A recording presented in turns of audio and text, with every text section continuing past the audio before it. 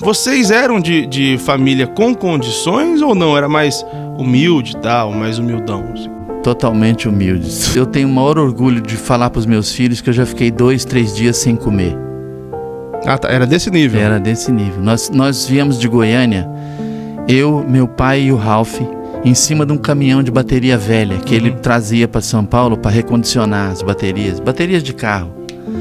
Aí a gente veio lá na carroceria e aquela não tem um ácido na bateria, ela tem um ácido dentro da bateria, né? E então, como era bateria velha para recondicionar, ela vaza de tudo quanto é lado, né? Você tem que ver a nossa roupa, a minha e do Ralph, parecia que a gente tinha entrado numa tempestade de granizo muito forte, porque ela ficou inteirinha furada por causa do ácido da bateria, fura o tecido, corrói o tecido e tal. Então o motorista do caminhão pagava lanche pra gente na estrada e tal. A minha mãe ficou lá em Goiânia, ela ficou em Goiânia durante 4 meses, sozinha.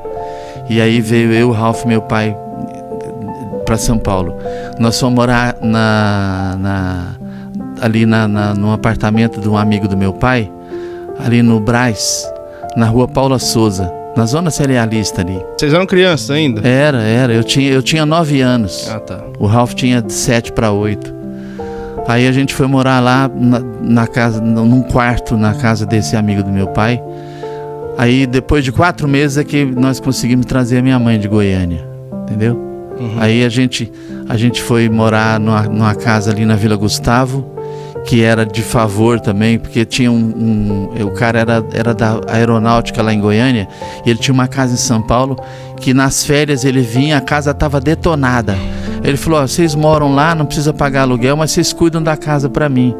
Aí a gente foi morar lá na Vila Gustavo, e aí a gente ia lá para a zona cerealista no Brás, varrer a calçada. Que sabe aqueles caminhões que chegam com arroz, feijão para descarregar? Sim. Então tem aquele objeto que eles furam para ver a qualidade do arroz se mantém. Tem aquelas colmeias e tal. Quem mexe com zona cerealista sabe do que eu estou falando. Então o saco fica com aquele furo e no transporte do caminhão para o armazém vai caindo na calçada aquele arroz, feijão e tal, não sei o que. Então eu e o Ralph, a gente varria aquilo e levava para casa para minha mãe fazer comida pra gente. Aí ela limpava tudo, lavava o arroz e feijão, então a gente fazia comida. Eu comecei com 7 anos em Goiânia, né? E eu tinha um programa infantil lá que eu apresentava, chamava Zezinho Show, lá em Goiânia, na TV em Anguera.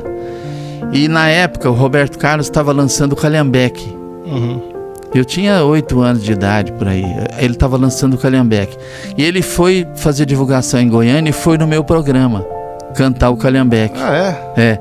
Aí ele me viu cantando, falou pro meu pai, toma o meu endereço, quando o senhor precisa levar o seu filho para São Paulo, porque aqui ele chegou no máximo que ele podia chegar. O senhor tem que ir para São Paulo gravar esse moleque, não sei o que, tal. E deu o endereço dele pro meu pai, entendeu? Aí depois até nós procuramos ele aqui em São Paulo. Ele pagou a carteira de motorista do meu pai, para meu pai começar para começar a trabalhar e tal, pra gente não ter tanta dificuldade, entendeu? Esse mundo artístico, vocês entraram nele como? O pai de vocês, a mãe? A minha mãe fazia teatro de vez em quando, entendeu? E ela cantava com meu pai as músicas do Cascatinha, Ana, aquelas coisas lá. Então eles fizeram amizade com o pessoal da televisão. Aí meu pai falou que eu cantava, eles ouviram e tal, e gostaram e me deram um programa. O seu irmão também já entrou cedo? Ali em Goiânia ainda? Não, o Ralph começou mais tarde. Ele começou fazendo com 9, 10 anos, ele participava de backing vocal aqui em São Paulo. Ele foi o primeiro vocalista assim pequeno, menor de idade nos estúdios. Ele gravava para as gravadoras, selos, para outros artistas, fazendo coro.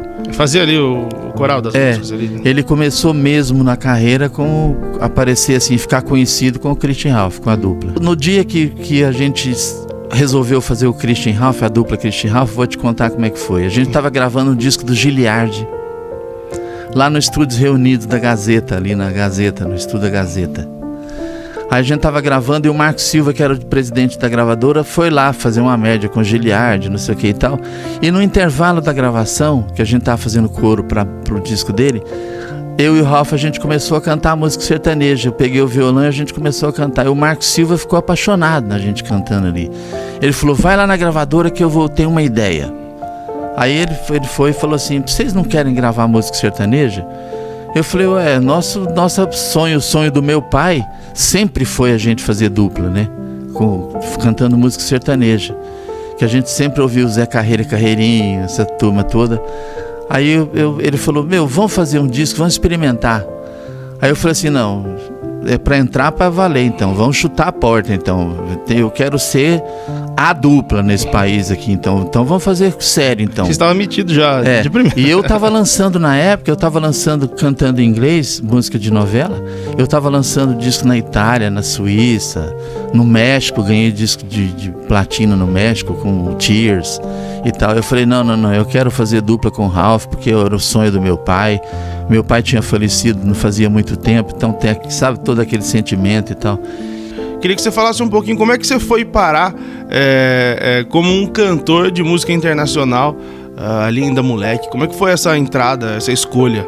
Porque teve uma época, Pinto, não é da sua época isso aí, mas teve uma época que no Brasil só se tocava música estrangeira.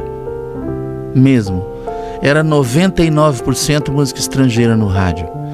Então os artistas fizeram esta saída, né?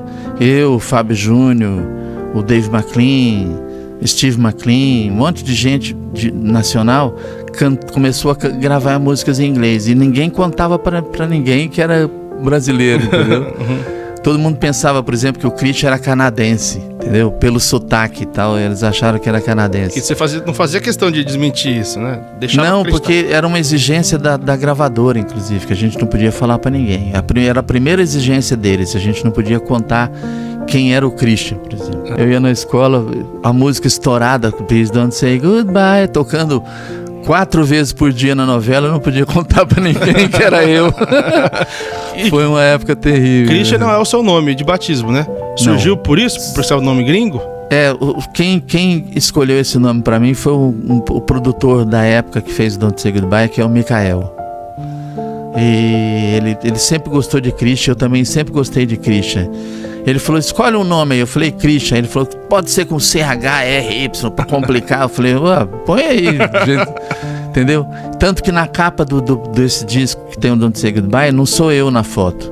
É um modelo que eles contrataram, a Top Tape contratou um modelo e tal, porque não podia aparecer que era brasileiro. Então, se você vê a capa, é meio difusa, assim, meio esquisita a capa, mas é outro cara, não sou eu. Por aqui. E o meu nome verdadeiro não tem o Christian. O Christian depois eu fui, juridicamente pus o Christian, mas é José Pereira da Silva Neto. Zé Pereira. Goiano do pé rachado, comedor de piqui com arroz.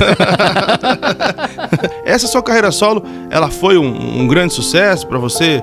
Você curtiu bastante? Conseguiu ganhar dinheiro, trabalhar? Nesses 10 anos, eu fiquei 10 anos cantando em inglês, de 73 até 83. Nesses 10 anos eu fiz 14 temas de novelas. Então essas novelas de 73 e 83 da Globo, praticamente em todas eu tinha música. Ossos do Barão, Pecado Capital, Feijão Maravilha, Carinhoso. Nossa, um monte de... Quase todas as novelas tinham música minha. E você falou que até rolava de encomendarem música, né? Porque às vezes o chefe da sonoplastia na Globo na época era o Antônio Faia. E às vezes ele me ligava e falava, Christian, é o seguinte, o personagem da próxima novela vai ser assim, assim, assim, assim. Ele é meio romântico, não sei o que e tal, mas ele tem momentos de euforia, não sei o que. Ele me explicava como é que era mais ou menos o personagem. Aí a gente fazia uma reunião na casa do Daniel Salinas, que era o maestro, e a gente discutia e tal, e fazia a música de acordo com o personagem da novela, né? Vocês, assim, quem conhece a história de vocês sabe que o Christian Ralph sempre foi muito...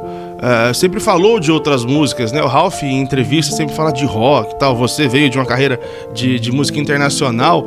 A formação musical de vocês era bem abrangente assim, ou era mais sertanejo por conta do pai de vocês?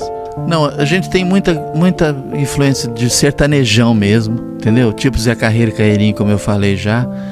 Mas a gente sempre ouviu de tudo, eu e o Ralph. Eu ouço de música japonesa mantra indiano, eu ouço tudo me influencia, eu gosto de tudo. Tudo que é arte, eu dou muito valor e sofro muita influência, entendeu?